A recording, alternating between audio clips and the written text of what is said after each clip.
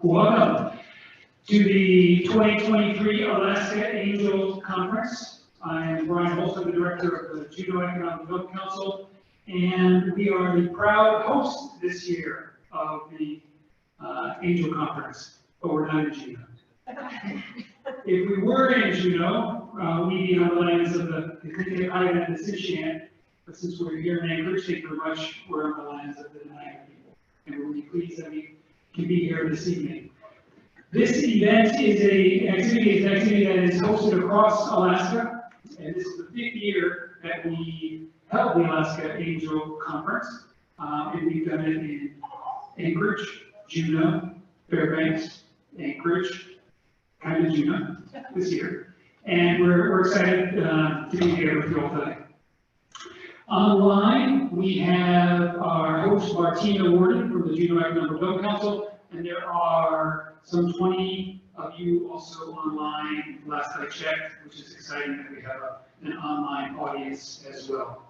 Just want to run through a couple details about how our evening is going to go. We have, we're going to hear from the company that received an investment last year, Jay Lyon from Cartaria. He's going to speak a little bit about his transformational experience having participated in the Alaska Angel Conference. And then we're going to hear from the 4 companies that have advanced to this final round. We're going to give pitches. You're going to have a chance to listen to those pitches. There's going to be a QR code at some point. You get to vote online and in the room via QR code about what you think is your favorite company, the company that deserves the attention, and independent of what the actual investors choose, that People's Choice will get an award as well. We also have some exciting prizes for all of you that showed up, both online and in person, and we'll have a chance to get those prizes to you throughout the evening. And just a little bit about angel investing itself. You know, at the Juneau Economic Development Council, we have been lending to businesses for decades.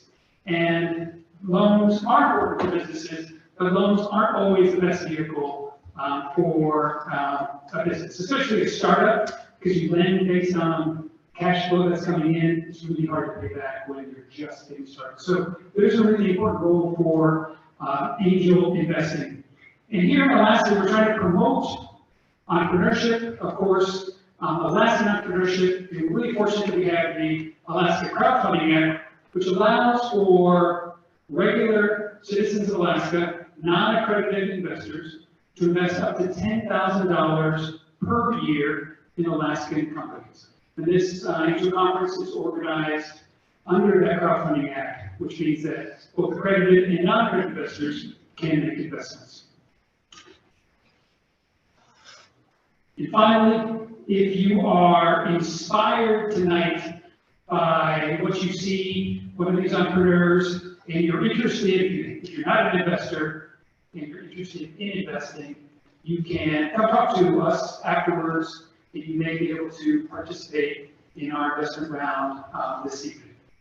So just before we go into a little more detail, I just want to thank the companies that participated and the investors. And if you don't mind, if you're an investor or if you are an entrepreneur that participated in this round, could you please just stand up for a second? Because we want a big round of applause for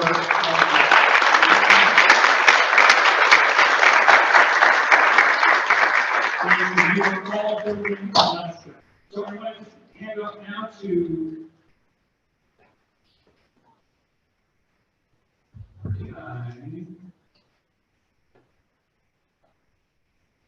I'm going to hand this to, did I hit something? Yes, something happened. If it would have just a second later, it would be her fault, but you know, that's well, nothing can explain what's on this slide.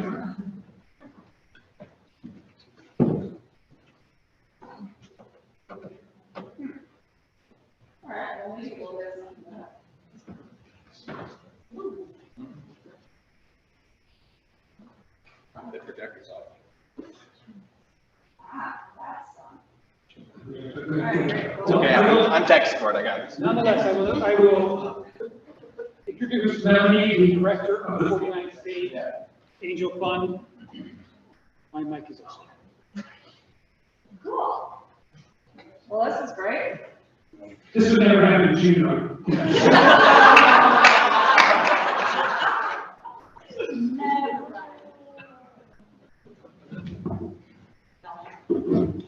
Did I change everything? Oh, no, okay. Yeah, the second mic was working. Well, if we did have a screen up, So acapella, you know it. I did, and it was on my computer, that's on me. Apologies, Zoom land. Yeah.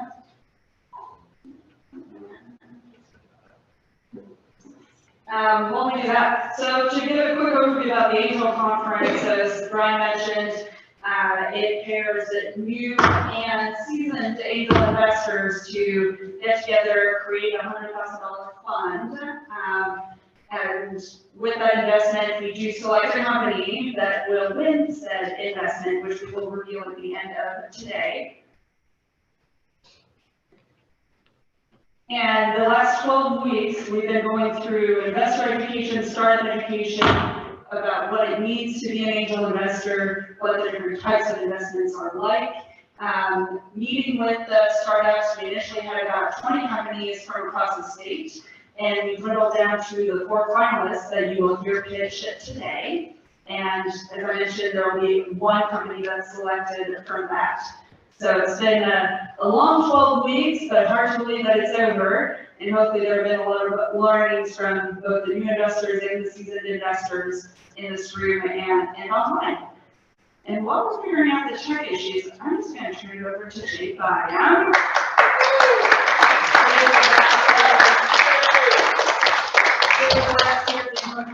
Winner, and he's been doing, well, pretty much every startup program in Ohio State, and has raised more funds since then. So here's your answer. Thanks. Melanie gave me way too many options for what to talk about, so I'm not going to talk about my transformative experience throughout AAC last year. I actually want to talk about the finalists, because I actually know all of the finalists personally and have that great pleasure. I was thinking through what I could say that would be, ancient wisdom to each of you, right? And I couldn't think of anything, so I actually wanted to talk about each of you and tell you what I've learned from you, and maybe allow it to be an example to the rest of us that are founders. Megan and Lacey. So you guys are the brand queens, and anybody who knows anything about elevated oats has seen this. Their number of emojis and all their posts, their community hikes, right? And this doesn't come across as something that's, I guess, contrived, right? It comes across as something that's purely genuine, and I think that's because it is genuine, right? This focus on wellness for their brand. Megan and I were having coffee several months ago, and the point of it was that she was going to ask me to give her advice about some investment stuff, but we spent about 80% of the time with her giving me advice on how to manage my stress, right? That's what came up in the conversation, and that's where we veered, because her focus on wellness, she said, this is important, we need to talk about this, right? And we did, it was very helpful, and I appreciate that. That really, I think that genuineness just bleeds through to your brand, into your community, into your company. And I think that's an example for all of us. Aaron, I've known you for a while, Aaron. I've met a lot of people through you. I've met a lot of people who have worked with you. And everyone that I've met who's known you or worked with you has a positive opinion of you, which is, I don't think you can say that about a lot of people, right? But I think it's because you actually know what you're doing. I think it's because you are actually an expert in your field. You take it very seriously, and you know all of the ins and outs, so that when you say something, especially if it's technical, I take it seriously, and I can assume that you're correct. Even if you're not, you have that face, you just say, I know what I'm talking about. And again, bringing that technical, that subject matter expertise, to your company, I've seen that really benefit you. To come into a conversation and say, this is my company and this expertise is what I bring to my company, immediately I think people take it more seriously in that way. The other thing I wanted to say is that I've been super impressed with your ability as a non-technical founder to bring in a technical founder and for that to work out really well for you, for you to build out your software in that way. I've seen other people really struggle with that. And I know a few technical founders who struggled with the opposite in finding a business partner. Some people I know very well that's happened to, myself. And so I would say, if you're an expert in an area as a founder, that's an obvious area to go into business in, right? That you can just bring that with you, that you don't have to lie through your teeth. There's no snake oil salesman, routine needed, because you can just talk about what you know about it. That's been really impressive to me. Zach, I like you, Zach. I wanted to say about you, Zach, that you are such a man of the world, that everything I've ever brought up to you, you've known about, and you have an opinion about. That's super impressive and super annoying. But you do it in such a way that is very likable, and I think it's impressive how broad your skill set is. The fact that you are the technical founder of your team, and yet you're here doing all the pitches and raising the money and so on. Super impressive. What I want to say about you too is you take advice in a way that is humble, that is open. You consider it in a very nuanced way, and yet at the same time, and this came up in our conversation about people giving bad advice, I guess, right? People giving you maybe just irrelevant advice. And for you to have this position of, you know what, I'm not going to be swayed by that irrelevant advice. I know what my vision is. I know what my value is. I understand my company better than you do. And I don't care what you say, right? I remember you saying something like that. I was like, dang, that's good. Like, I wish that I had that confidence, But at the same time, you don't walk away from the idea that, but still, there's so many things I don't know. There's so much I still have to learn. You maintain this paradoxical openness and yet this confidence. And I think that's a line that founders have to walk. You have to remain open to advice from other people, but you have to hold on to your intuitions. You have to hold on to your visions. Put your head down and work sometimes, but also listen, but also work, right? That's the line that founders have to walk, and I've been really impressed to watch you walk that line. That's something I can learn from, certainly. And lastly, Demetrius, I like you too. I like them all. I should have said that for all you guys, sorry. Demetrius, I listened to your Arctic Industries talk. It was, I think, the second time I heard you talk was the Arctic Industries talk. I legitimately cried. And the reason I guess I wanted to air that to everyone is because your passion comes through so raw and so obvious what your why is, I guess, for your business, that no one has to question it. You don't need to even explain the technicalities of your business model, because we can all just get on board with why you're doing it and what that means to you personally. I guess the way I see that is that's a well that you can go to when times are tough, when nothing's going your way. None of the investors are coming calling, maybe the revenue is what you hoped it would be. You can say, actually, no, I remember why I'm doing this. And I don't care if this doesn't even work out. I'm proud of what I've done. I'm proud of how many people I've talked to about this, because this matters, right?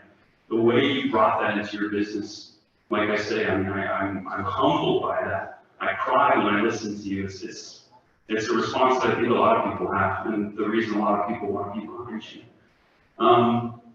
So I hope that all of us, I guess, can learn from these founders. I will say, in terms of the Alaska Angel Conference as a program, I think it sheds a very favorable light on the program, that these are the finalists of the program.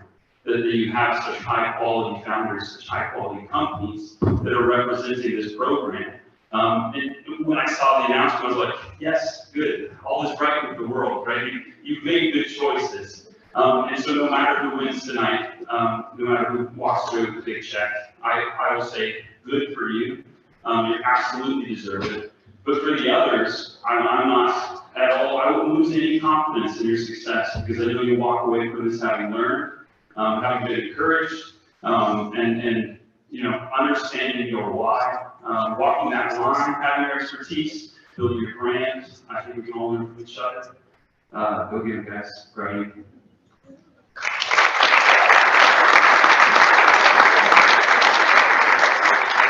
Thank you, Jim. All right, quick update from Anchorage for the Zoom world and for this room. The projector light bulb has burned.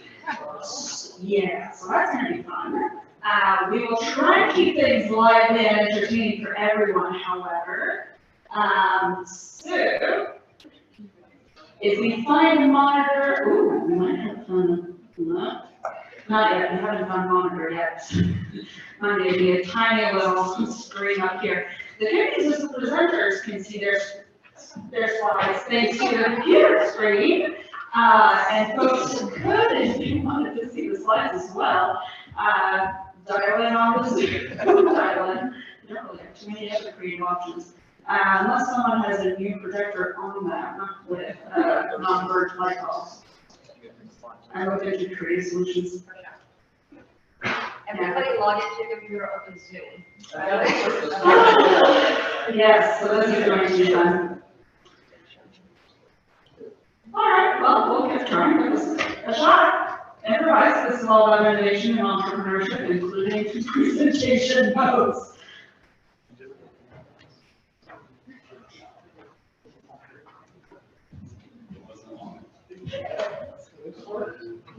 Yes, Brian, that would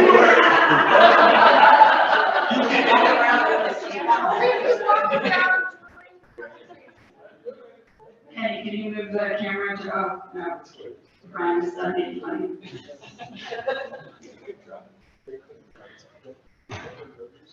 All right, apologies, Zoom land, we'll try and get things going. You can see the slides online. Oh, what's that? If I set up Eventbrite correctly, you should all receive the Zoom link in an Eventbrite email we're going to use to also come in person. If you would like to join the Zoom app and watch the slides on your phone.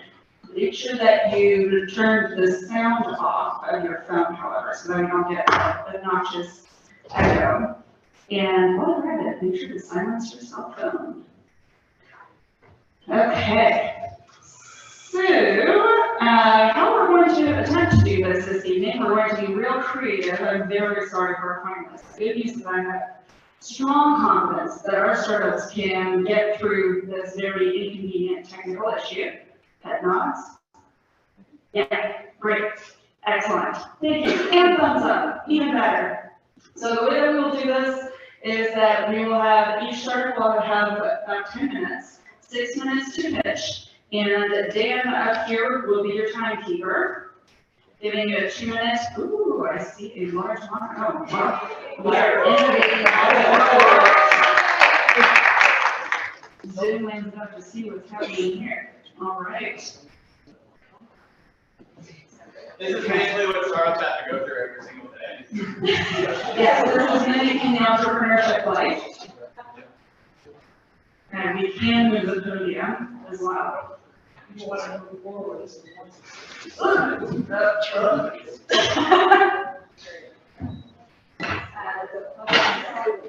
bring up it too early. I'll just take that.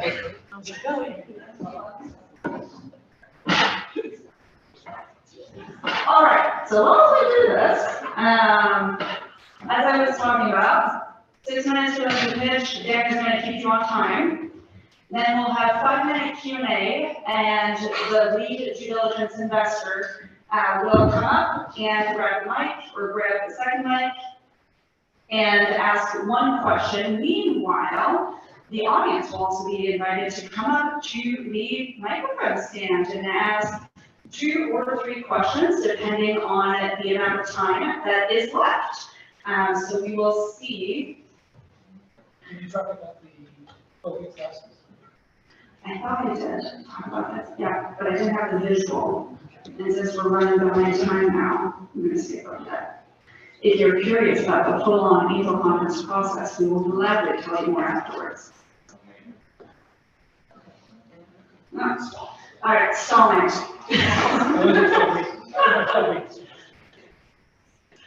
Yes, so as you hear the pitches, start thinking about questions. As I mentioned, we'll have people congregate behind this microphone stand to ask their question. So you're welcome to stand up during the first question that is being asked by the due diligence lead.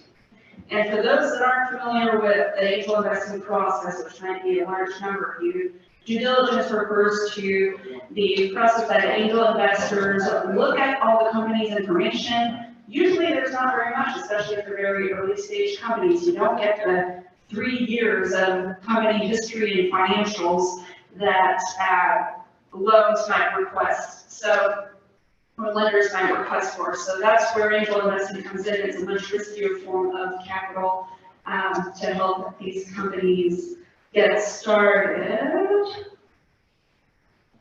So close. Indeed.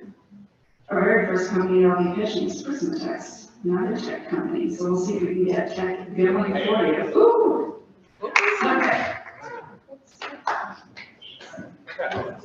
Okay. Almost back on track.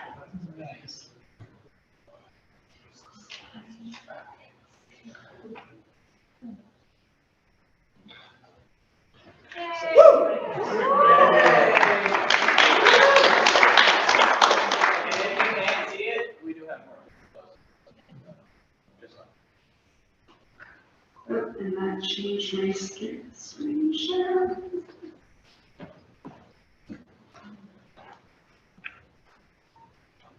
All right, Zach, will you please come up to talk to us about Prismatext?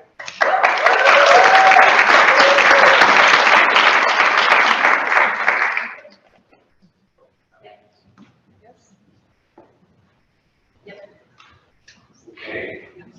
Hey everybody, can you hear me okay? Yes. All right, my name is Zach. I'm here to tell you about how you can read a book and learn a language at the same time. So if you're anything like me, you know how frustrating learning a language can be. A lot of the curriculum that they teach you over and over can be very boring, right? You end up learning the same things over and over and over and over. I know how to ask where the library is in like 6 different languages. Here I am in the library, didn't have to ask where I got here ever in any language. And it's also very time consuming. A lot of these apps, they promise you can get by in 10 minutes a day. But it always manages to catch you when you're already doing something else. So you might be out on a date, you might be at work, you might be exercising, and then the owl pops up and tells you, hey, you gotta do this thing now. You gotta shift into that mindset.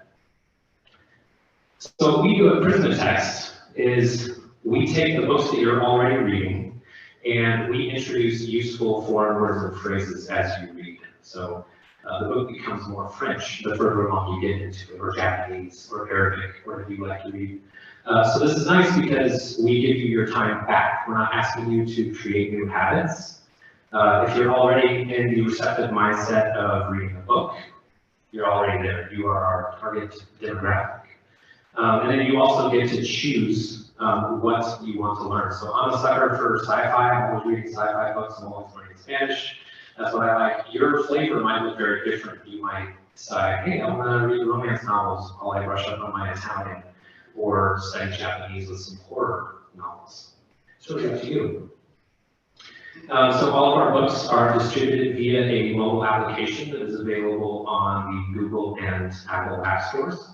The e-reader itself actually has some enhanced features, so you can ramp up or down your density of the target language. In the coming weeks, we're actually launching a new feature where you will be able to target certain difficulties of words and phrases as well. So depending on your exposure in that language, you'll be able to slice and dice your books a couple dozen different ways. So this method is called dialogue weave, which is a very unmarketable term. But basically it refers to injecting foreign words into native language text. And back when this came up, back when they came up with this idea back in the 60s, it was very clunky. You couldn't really do this with a computer at the time. The time estimate was about 1,000 man-hours per book per language. And literally just yesterday, I finished the first part of a new prototype where we can do the same process in under 2 minutes.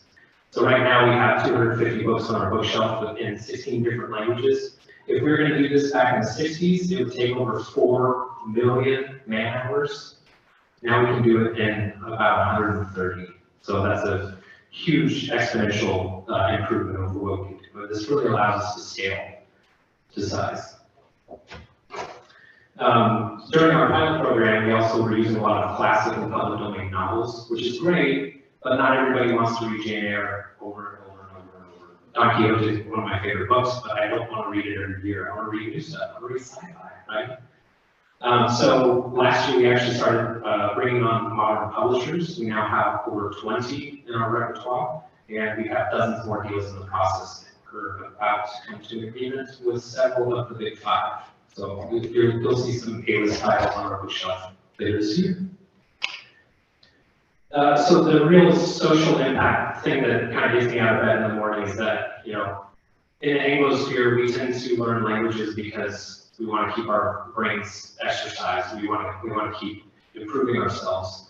But for people around the world, 2 billion language learners globally, over half of them are learning English. And they're not necessarily doing it because it's fun or the owl tells them to do it. They're doing it because they're trying to open themselves up and their communities up to the larger world, right? Learning a new language brings economic success to them. And so part of our long-term vision is to take books in Portuguese or Spanish or Chinese and blend these books back into English or other global languages that will help them improve themselves and their families' lives and their communities as well. This is a boring slide. So language learning is a really exciting space to be in right now. We all have Duolingo. They IPO'd a couple years ago for over $6 billion. The thing that really sets us apart is that all these other companies are going to be squabbling over better ways to do flashcards. We're going to be the only ones in the space with Harry Potter, Katniss Everdeen, and Fabio. My co-founder and I, Phil's in London, hence him not being here right now. It's also past his bedtime. But we have a very nice, distinct set of skills that we think we're a very capable team to deliver this. As Jay mentioned, I'm the technical founder. I also have a degree in art. Phil is growth marketing and sales. And together, this is what we've been working on. So we're proud to be here. Thank you.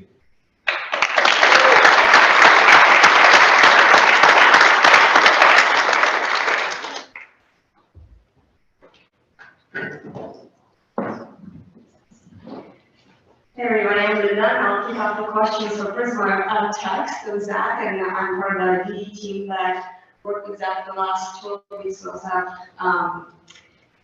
Huck here, Tina, and you guys hear me? Okay, and Dave. And so I've known Zach for a while, and I've been trying to figure out what can I ask you that I haven't asked him yet over the last year and a half. Trust me, I've asked him a lot of questions about Prismatext. So I guess maybe what would be interesting, Zach, is, you know, we all know apps. We will use apps to kind of have general understanding what apps are. I don't think we really know publishing. Like, it's such a opaque industry. Yes, okay, good, confirmation. So maybe you can give us an idea of like, what it's been like to work with publishers. You know, when you first started, what kind of perceptions that you had, and what have you learned? Just kind of unveil that whole scene for us, because I think it's super cool that you guys are working with publishers and the fact that, you know, you will have some A-list titles, but what has it been like working with them? Just give us some, like some, I don't know, delicious details. That's a great question, and it's kind of funny because publishing itself as an industry hasn't really changed in 150 years. In fact, it's been a very dark week this week because they just found out that Charles Dickens died. Way behind on everything. So trying to bring a tech startup into a mindset where it's like, you know, they communicate via carrier pigeon, it feels like sometimes. But it has actually been a lot of fun because book people and computer people, we're simpatico, we get along because we're both nerds in our own kind of way. And working with them, you know, explaining what we do, first of all, is a lot of fun because they think that, you know, we're trying to do like a, you know, new language curriculum, but we say, no, we're taking what you've already published and we're republishing it, and we're going to write you giant checks, and they get really excited, right? They just found out what checks are too. I guess on the biggest surprise for us is when we started working on this, thinking as a tech startup, we would think that our tech was the thing that was going to make us special. And it is kind of, but the big thing actually is the relationships that we have with these publishers. We get to talk to them, we get to collaborate with them. They're very eager to collaborate, and there's a good spirit and good energy when we get in a room with publishers. So it's fun. They love to see new applications of their books and their IP, and they like to be education adjacent as well. So that's another cool thing that we get to do. And I swear, like, I did not tell him I was going to ask him this question. Zach is just funny as hell.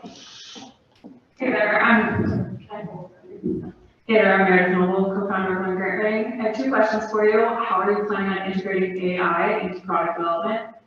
And how do you find customers? I'm going to answer the second one first because it's a shorter answer. We are finding customers through a multifaceted, multi-pronged advertising campaign, and that comes in the form of social media. We're sponsoring podcasts, we're sponsoring newsletters. We have a bunch of things in the mix. So yeah, we're kind of going everywhere. The nice thing is that we get to go after people who read books, people who travel, people who learn languages, and so we have a lot of possible avenues forward. And as far as using AI, we actually, when we're processing our books, we're actually using large language models already, and this is helping inform which of those words and phrases we're looking at translating, because we can't just do things, we can't just say like, oh, every 10th word translated, like that's not very helpful. So these large language models are very firmly embedded in the core of our offering. So yeah. Thank you, Zach.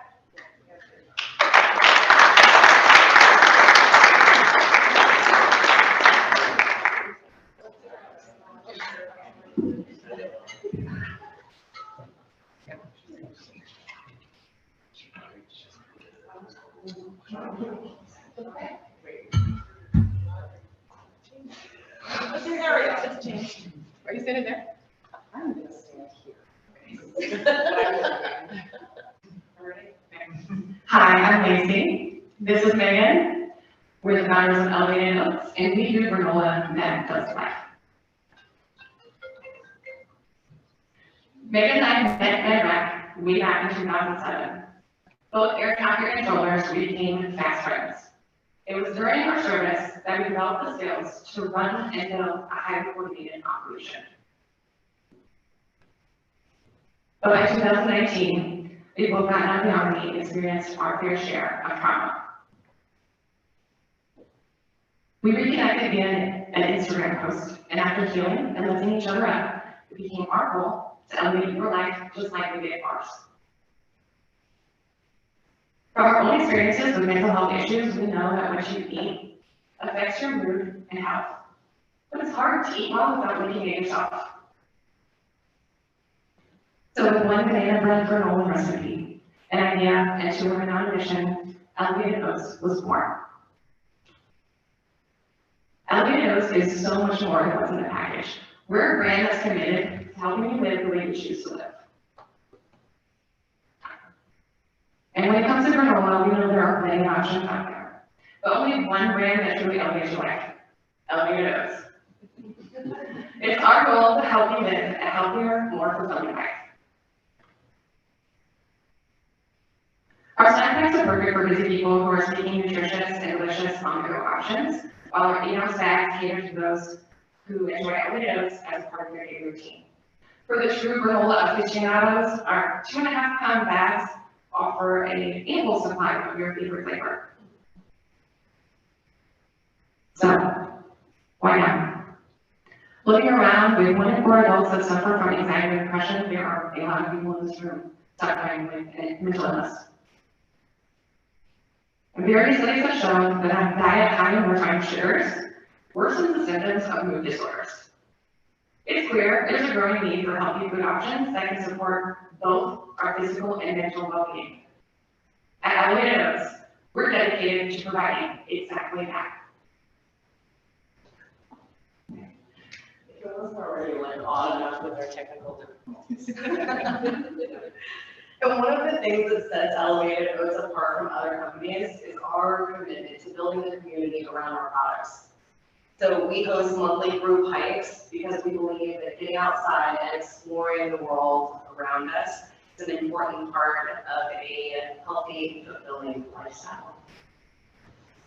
And eating for your physical and mental health is on the rise. In Alaska, where people often lead active lifestyles, healthy food options that are quick and easy are especially important. Elevated Oats operates Alaska's largest full-scale granola manufacturing facility with capacity to produce over 5,000 units per day. And to date, we have delighted over 140 wholesale locations and over 1,900 customers. In 2020, we secured a lease and started remodeling. By April, we had a DEC approved kitchen. In 2021, we participated in the first Anchorage G-Beta Accelerator program, and we were also named the Veteran Startup of the Year. By 2022, we secured our first distributor and landed on the Walmart shelves throughout Alaska. And this year, you'll find new goodies at the Alaska State Fair, and we'll be showcasing Elevated Oats at the Military Influencer Conference in Las Vegas. At Elevated Oats, we are always trying new and exciting flavors. New and exciting flavor combinations, and that's why we release a new flavor every month, so that you have something new and delicious to enjoy. You can also visit our South Anchorage location, where you can get quick and easy on-the-go granolas and snacks. And looking ahead, we see immense potential in the Alaskan market. We are actively exploring opportunities with cars, Fred Meyers, Alaskan Cruises, and Alaskan Airlines. But that's not all. By 2026, we plan on introducing an exciting new endeavor, breakfast carts throughout the state that will be an easy and convenient way for customers to enjoy Elevated Oats. And to make this vision a reality, we are seeking a $100,000 investment to help us cover the costs of marketing and staffing. And this investment will help us expand our customer base, increase our brand awareness, and improve our overall customer experience. So we invite you to join us on in becoming a part of our journey and bringing wholesome, delicious granola to the masses. Thank you.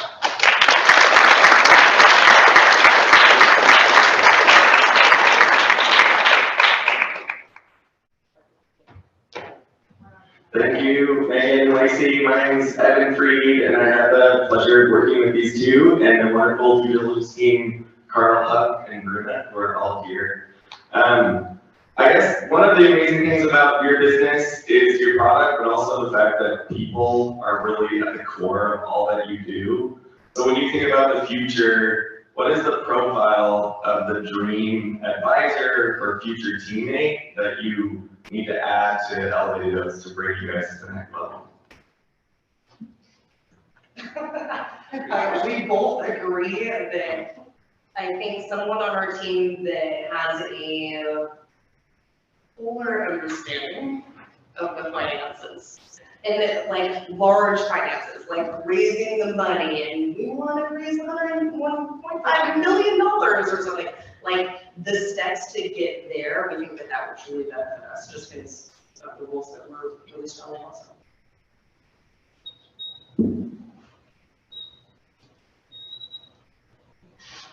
Any audience questions? Yeah, I have a question and I can just yell it. So why is your growth plan focused only on the state of Alaska and not distribution in other states? Great question.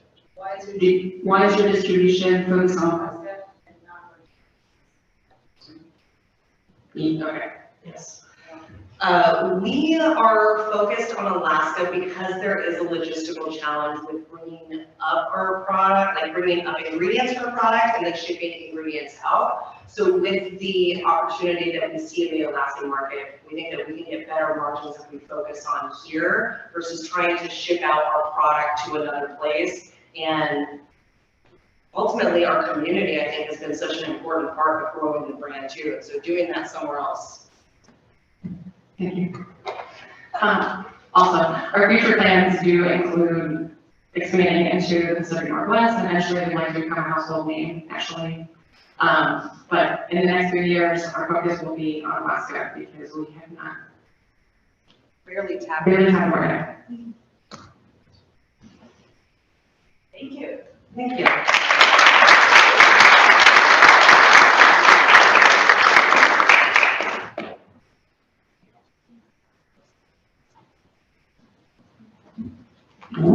We have some exciting prizes, and we also, I'm just going to jump forward one slide, because I know it's going to take people a second to get this QR code.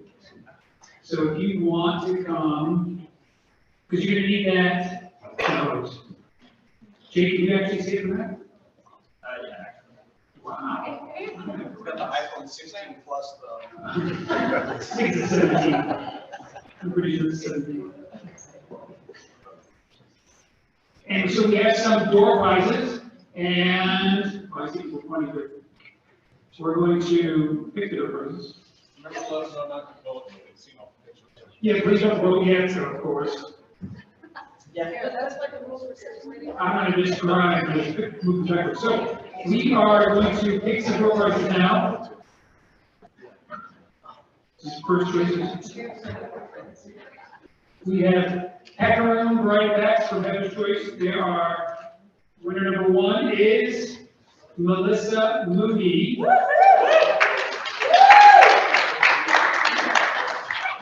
Raise your hand. Okay, there you go. Thanks, sir. Oh, yeah, thank you. The second one is Keith McCormick. Wait, so did she get one Pecorine or 2? Just one. Okay. Still, that's together. Keith McCormick. Woo.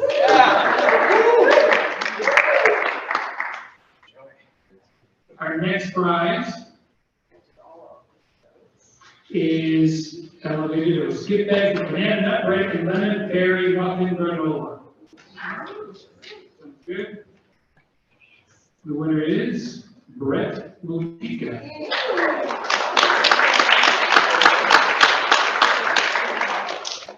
One back. Claire. Page 1.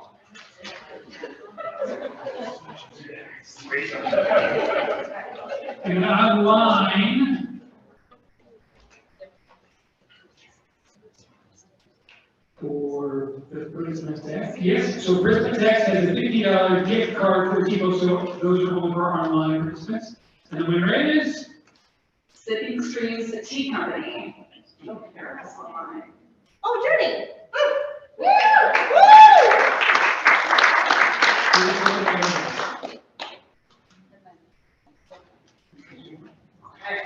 And then the last prizes are copies of the book, Buy Back Your Time, donated by Meredith Noble, who has the audience questions, founder of Learn Grant Writing. And the reason why she donated the pilot book, so you can see it, the people in the entrance, is because this book has changed the way that she's done her business. Every one of the finalist companies has received the book, and to keep things simple, since we're already running time, as you walk out, you can rush to the door and grab a coffee, whoever wants them most.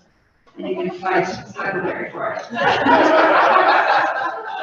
All right, so even though Brian gave a sneak preview, please do not vote the People's Choice Award until you've heard all 4 pitches, since that wouldn't quite be fair.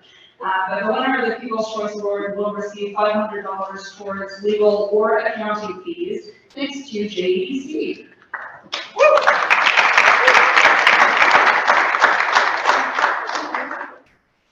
Excellent. The QR code would have worked a lot better when it was on the large screen, unfortunately. be marred. We'll also have it after the pitches so that people don't have to run over right now.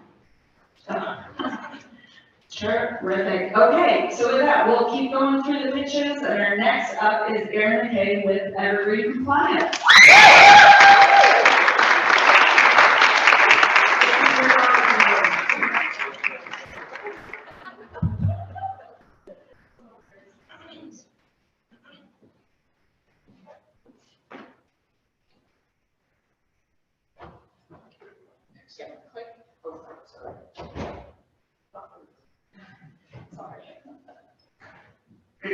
Good evening, and thank you all for being here tonight. My name is Erin McKay.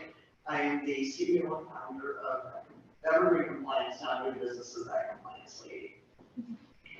We are a Alaskan-based women-owned business that has disrupted the pipeline compliance world through the development of innovative technical tools and resources delivered directly to the pipeline industry. Our focus is primarily on this over 3 million miles of regulated pipelines as shown on the map here. These pipelines are regulated by PHMSA of the Federal Pipeline Agency, along with 24 state agencies. Their role is to make sure these pipeline safety rules are implemented and enforced through inspections on the pipeline operators. They do general inspections, they do if there's big construction projects, maintenance, of course, if you have an incident, you will get an inspection, and part of our job is to help reduce the number of those types of inspections. So what's the problem we're trying to solve? The problem is that pipeline compliance folks did not have access to the information they need to do their jobs. Basically, it was like you having a lawyer work for you that didn't have access to legal research. Folks at the pipeline operators are responsible for keeping the programs and procedures up to date, and especially with all the new rules coming out. They help the companies get ready for audits. They are the in-house resource for all of the departments that have to follow these rules. And unlike a lot of other compliance programs that are single subject, the pipeline compliance rules cover everything. It's operations, maintenance, training, corrosion control, integrity management. It covers almost everybody that works at a pipeline operators. So I dealt with this for years and struggled and decided to just develop the tool. Like I said, I was just trying to work directly for pipeline operators. So what's our solution? Our solution is this tool called Evergreen Air. The Air stands for Always Inspection Ready. We basically developed a LexisNexis tool for pipeline companies. And you know, the obvious question is why is this important even to the people in this room and everybody we know? Because pipelines deliver what is needed to deliver the utilities to your house. Many of them are investor-owned utilities that both operate pipelines and deliver electric and gas, or the pipeline companies do it, independently. Here in Alaska, the gas developed and produced in Cook Inlet, most of it sold to NSTAR, MLP, and Chugach Electric so that we can have heat in the winter and electricity at our houses. And this affords us a level of comfort and convenience that we've all used to. It's also a life safety issue. We don't have those things in the winter. Obviously we aren't do very well. We can't heat our houses up here, same thing in hotter climates. You have to have electricity to keep your air conditioning going. I worked for 20 years at Alaska Pipeline and then 7 with Hilcorp, and I also worked for Marathon Oil back in the day. And I'll tell you, working for an operator at Cook Inlet, take it very seriously. People are relying on what you do every day to make sure that you can have heat and electric at your house. So the market that we have is relatively untapped. There's over 5,000 companies that would potentially use our tools, estimated over 60,000 individual users. Again, these are investor-owned utilities, pipeline companies, service companies, and there have not been tools like this before available for the companies to tap into. This is a very quick snapshot of our services relative to the other options available, and clearly there's a lot more green checks on ours, and that there really isn't any comparison to the other options available. You just are not going to get reliability and completeness of the information you're looking for. So who are we to be solving this issue? We have a team of 4 with intentions to grow this coming year. 3 of us have over 55 years of collective direct experiences, compliance people, pipeline operators, in our tech development. Person has over 25 years of, and as you can see, some of the largest companies in the United States, and some of them international. This is a snapshot of our current users. We have about 70 users. 13 of them are pipeline operators, and about 9 of them are support companies. These range from some of the biggest utility delivery companies in the country to small and independent operators to support, as well as support companies that are consultants and that sort of thing in the industry. The one on the upper right is Con Edison. They are a utility delivery company that's one of the largest in the world, and they supply all of the energy, gas, and electric to the 10 million people that live in New York and Westchester County. This is just a nice visual of where users are spread out across the United States. Obviously, our intention is to fill that map in as we continue to grow. This is a snapshot of what we did over the last year. We want to really emphasize, and part of the reason I'm here is we know that we need to be out at conferences and technical meetings in order to grow. Even people that know all of us well and know how well we know the industry, nothing beats being there and being able to talk to them, catch up and see what they're thinking, worrying about, and sit down. And so you can see the rise toward the end of the year. Of course, it is the oil and gas industry, sort of like the publishing industry. They're a little slow and behind the times, and it takes a while. So you meet with them, you talk to them, and we had one that we talked to in January, AAC2023. It's one of the largest midstream companies in the country. And it was, I think, in November, they called us up just on Tuesday morning and said, we want to sign 17 people up. Oh. I didn't see the. So I will take questions.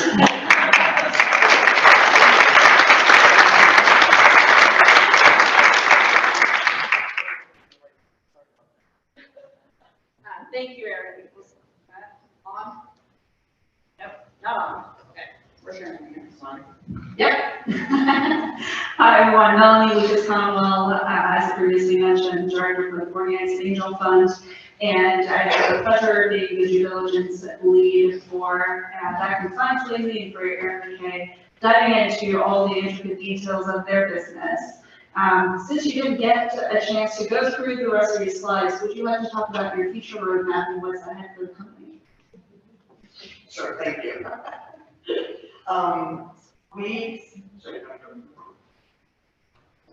I was just to go back here real quickly. We're a business-to-business software as a service provider, and we have done projections going through 2026 and expect to have by then approximately 2.3 million annual revenue and about 1,200 subscribers. And one thing I think is important to know is we've got more tools on the horizon. It was always anticipated that this first tool would be the foundational tool, and then we would build the base and work from there. Last week we were in Dallas, Texas at an AGA conference, which is by far the biggest one we've been to. We also had a chance to talk to two of the most senior people at PHMSA, and they're working with procurement to start the process to have us provide our services to the agencies, state and federal agencies. We are seeking $200,000 investment in order to be able to keep doing the outreach and go to conferences, and that's to gain our subscriber base. And yeah, that's it.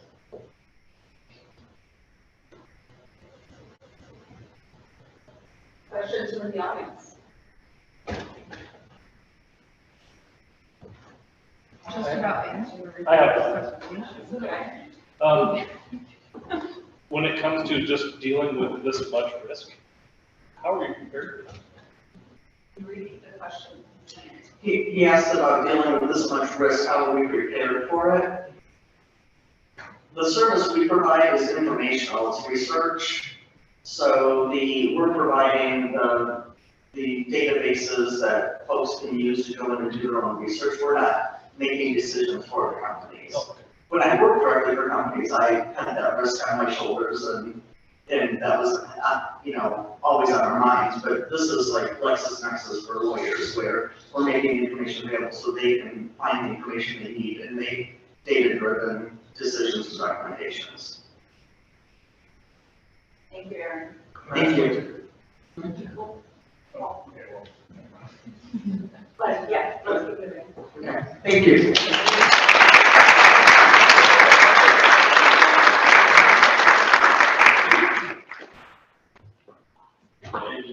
Thank you, Aaron. Also, thank you everyone for being here. Thank you, Jay, for the kind words earlier. They mean a lot. Sweet. So I'm just going to jump right into this. I have a lot of slides. We're going to go through them. Okay. So my name is Demetrius Lexiadis. I'm the founder and CEO of GetBuy. We're in the business of building people and community one shift at a time. So the problem: businesses are struggling to find workers. What do? We help people who don't have resumes and people with prior justice system involvement find work one shift at a time. So I know what you're thinking. How could this possibly work? Well, we vet and background check workers so our clients don't have to. Next, you're probably thinking, well, what if something happens at my business? Well, GetBuy workers are federally bonded and insured. So why am I here pitching this business? Well, I'm a formerly incarcerated Alaskan. I pled guilty to my offense and I took responsibility for a massive wrong. And you know, that brought a lot of shame and stigma to my life, but it hasn't prevented me from moving forward. So I'm capable and I'm willing to work hard. But I found that the shame and stigma associated with my conviction have prevented me from finding career opportunities here in Anchorage. And I only have one offense. So I'm here to tell you that people change. According to Rand Corporation research, arrest rates peak at 20 years old, and most offenders have one offense. I only have one offense. So is this a real problem? Are businesses really struggling to find workers? These are numbers from February 2023. In Anchorage and the whole state here, we had 27,000 open jobs. Across the country, we have 9.9 million. People on average work 20 shifts a month. That's how many unfilled shifts we have in our state and across the country. And I'm here to tell you that formerly incarcerated people can fill some of these shifts. So all of those unfilled shifts, while here in Alaska, our recidivism rate is 58%. Right? I think we can be doing better as a community to meet people where they are and to provide them employment opportunities. And we know that when someone releases from incarceration, the rate of unemployment is 60% and it grows every year following their release. We know that it's hard to find a job, but it's increasingly hard the longer you're out of incarceration. I think we can do that. And according to SURE and HR leaders and business leaders, 85% of HR leaders have found that second chance hires outperform their non-second chance counterparts. And 81% of business leaders will agree and say the same thing. So why are we doing this? Well, it's interesting when U.S. military research has also found the same thing. Enlistees with criminal records outperform and are promoted more quickly than their counterparts without criminal history. Interesting. But what are we hearing here in Alaska? That we have a workforce shortage. That the lack of available workforce to meet local labor demands is constraining our economic recovery. I'm here to help you reframe that conversation today. So at GetBuy, we see increasing the employment of formerly incarcerated and underemployed people as a win-win-win-win. It's all about winning, right? We win as a community. Businesses get workers, job seekers get jobs, society has less crime and is more equitable, and government budgets decrease. So how do we make money? We're a business-to-business software as a service staffing company. Think of us as a traditional staffing agency that offers on-demand services at a fraction of the cost. How do we make money? We charge a service fee on hourly wages and an optional scaling permanent hiring fee. As someone works more shifts on the platform, we see it as a win-win for them to find a full-time employment opportunity. 2 minutes. So this is what the client platform looks like. You can list a shift in 7 easy steps today. So what does it look like for a worker? Well, the live app is live on both the app stores now, and it looks pretty simple. It has a credentialing system, it has previous work history, and we're going to be rolling out this common UX and still review system that you know from every one of those other big apps. This is going to build social accountability into the platform and allow for businesses to review workers and workers to review businesses. We're going to use that review data to improve our workforce development outcomes. So what does the market look like? This is 3 industries in the state of Alaska. This is construction, this is leisure and hospitality, and this is professional and business services. staffing missed days for 3 industries in Anchorage and Fairbanks alone presents an obtainable market opportunity of $19.2 million a year. Looking at those same industries across the United States presents a $17.3 billion market opportunity, addressable market opportunity by just filling unfilled shifts. So let's just get to it here. It's all about growth. Our plan for the next year is to make $150,000 in revenue, and then to grow from there. In 2024, we're going to break even. So updates. I've worked 10 shifts since last summer, most with elevated Oats.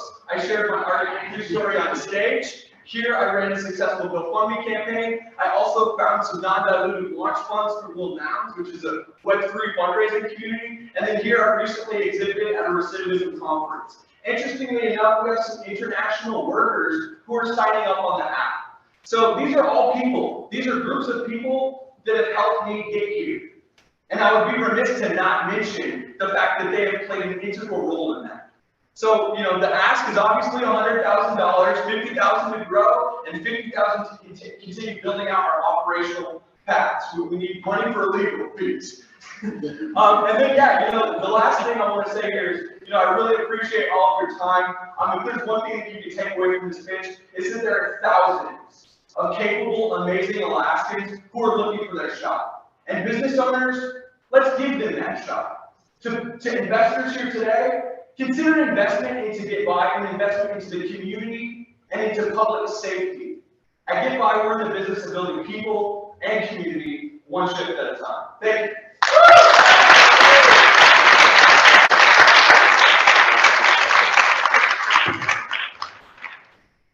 I can't overstate what a glorious person that was. I'm actually having trouble not crying on stage. That was so good to be Chris.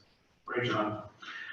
My name is Liam Zolt. I'm one of the fund managers this year. I've been angel investing in Alaska for a couple of years. I led the GG for Get By this year, which was fantastic, along with Brian and Scott on the phone and Dr. Link over in the corner.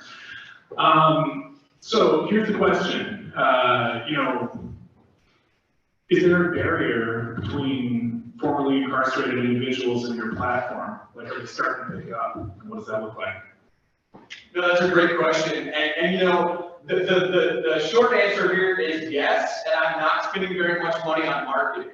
So it's real easy to find workers right now. And as I mentioned during the pitch, you know, I think I have 3 international users who signed up so far, which is fascinating and remarkable to me because, again, I think I've spent less than $100 on marketing total.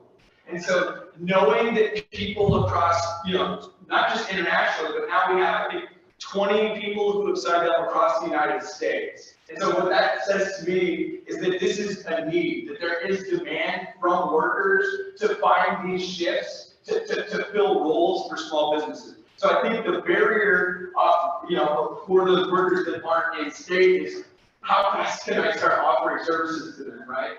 That's not the priority now. Obviously, building out the functionality here in Alaska and ironing out any of those inconsistencies and making sure the user experience is super friendly before expanding out of state is the plan. But it is very remarkable to see that people are approaching the platform from all over the United States. I hope I answered your question. Thank you so much. Since we have one mic, do you mind coming up? Yeah. Yeah, for sure. Thank you, Rick. Awesome presentation. I come from the mining sector, so my question is, I'm aware that drillers, service and underground, usually can be hired without working a criminal record. So I was just wondering, have you reached out to mining companies, drilling companies, and those are rotational shifts, not day shifts, so I was just curious about that. For sure. This is a great question, and I think Liam's actually asked a previous question that's very similar. You know, I see Get By as a workforce development pathway towards those positions. So I wouldn't necessarily say that this would be a great service to fill shifts for the slow, just because I think it's very necessary for workers early on to establish themselves on the one platform, to start building their credibility, to start getting those reviews back from the businesses. And then that would be the next step. That would be the logical next step, is to connect them with, you know, employers who want to put them in full time. And so really leading up to that, the important thing to do here in Anchorage is to find, right, maybe the warehouses for the mining firms that are sending people out, they're sending equipment out. figuring out how to get some folks in to fill shifts there so that they're familiar with the equipment, they're familiar with the work culture. I think that's low hanging fruit, absolutely. I'll just speak loudly. Is your biggest constraint right now from the employer side, or is it from the staffing side?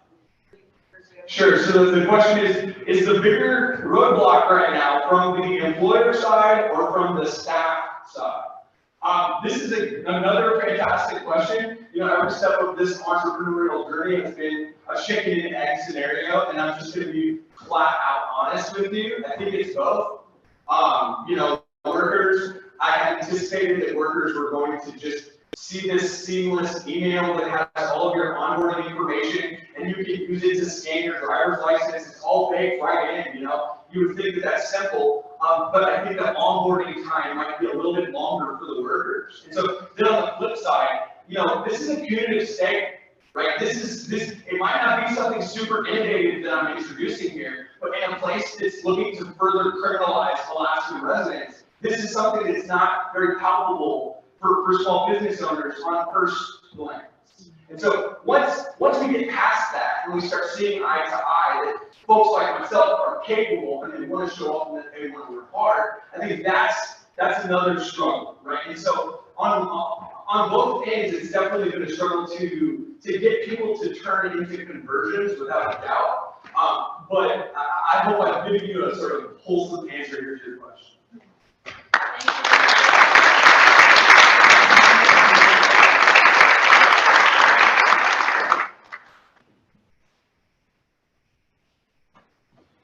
Based on the number of votes that we've already received, you guys have all, is there anyone that hasn't voted that wants to vote? Okay, we're going to officially give you a moment, and nobody please complain about us going a little longer. We apologize for that. That's our biggest concern. Oh, good, thank you for that. All right, tick tock, tick tock. Oh, and the winner gets $500 in legal or accounting fees. All right, at least one contestant pitched that they need some legal fees. That's good.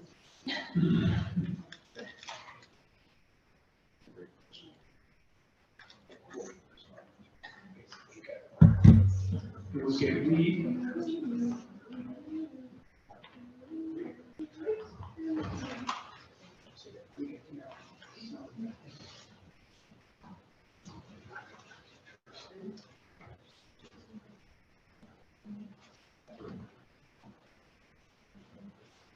Okay, anyone voting quick?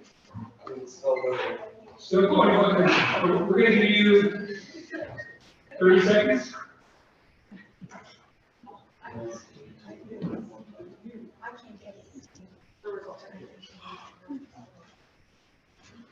Okay, Drew, magical electronic. You know what, there's so few of you that I voted yet, and the difference is big enough that I'm going to go ahead and say it's closed, and get a winner. The people's choice.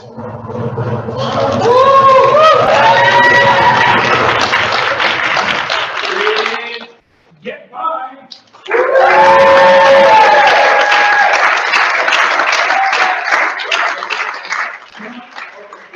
You can stand right between this and I. And, yeah, you can sit there. Of course. Naturally. Yes. Thank you very much, John. Appreciate it, guys.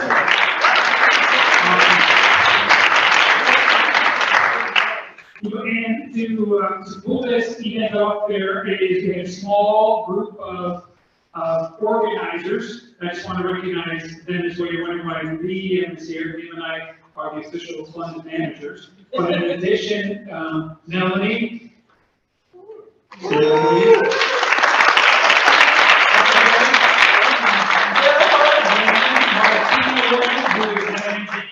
It's all on Zoom land from Juno.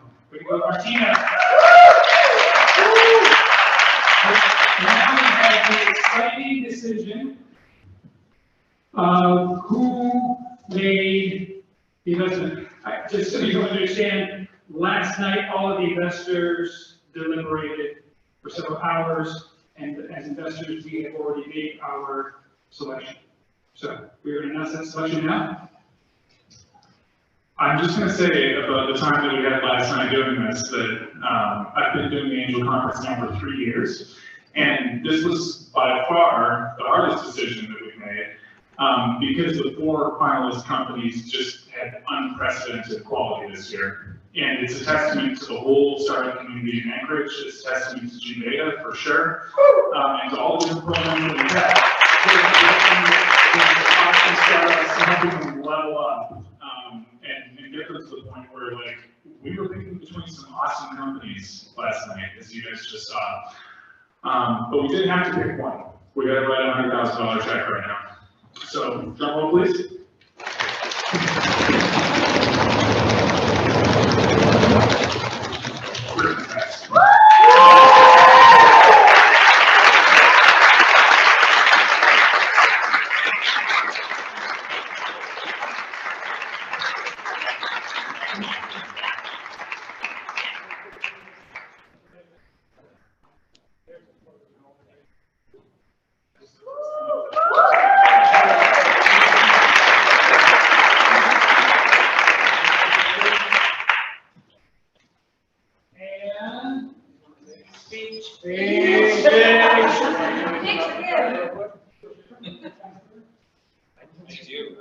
This is the mic that's not terrible. I'm gonna recycle a joke that I came up with once. How did it go? Is it, you know, trying to cash this at a regular sized bank is gonna be problematic. No, it's, I'm kind of at a loss for words, actually. Very exciting, yeah, it's, I grew up here in Alaska, and I moved back with my wife, who's now with our daughter at the back.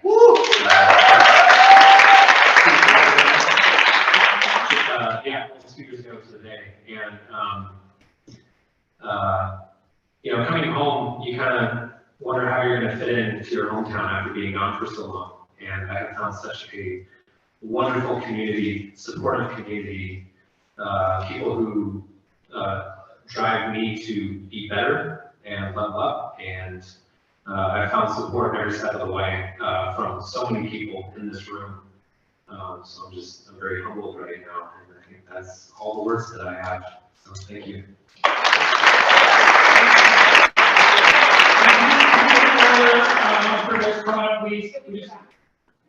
I just want to stand up, because I want to wave right across, because the evening is ending. We want to thank you. Please stand up. You deserve it.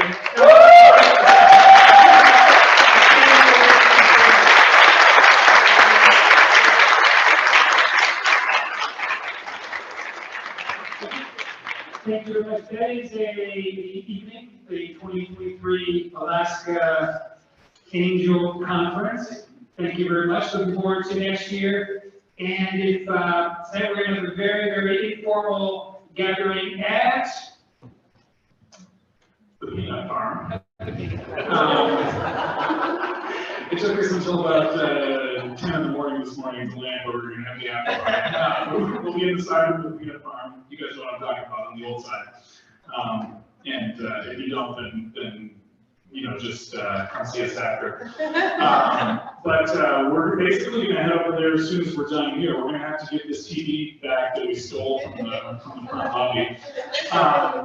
And then we'll get you guys over there. This is a command performance for the startups, all of them, and I hope that all the investors and the audience can make it as well. If you've been inspired by what you saw today, and I know that I was inspired by this event like 4 years ago, and that's how I got into this. You know, think about these things that you can do to get involved. There's the Alaska Angel Conference 2024. We're not ready to start recruiting investors or startups for that yet, but it's going to come before you know it. Next year's event will be in a different city. Alaska Startup Week, which is between October 2 and 6 this year, which is super exciting and just has tons and tons of events all week that are educational for startup founders and investors alike. And then 1 million cups. You can go and check out Million Cups, see pitches is every week. Every Wednesday, you can go see awesome pitches, and if you've got a business idea of your own, you can take it for a test drive there. Oh, yeah.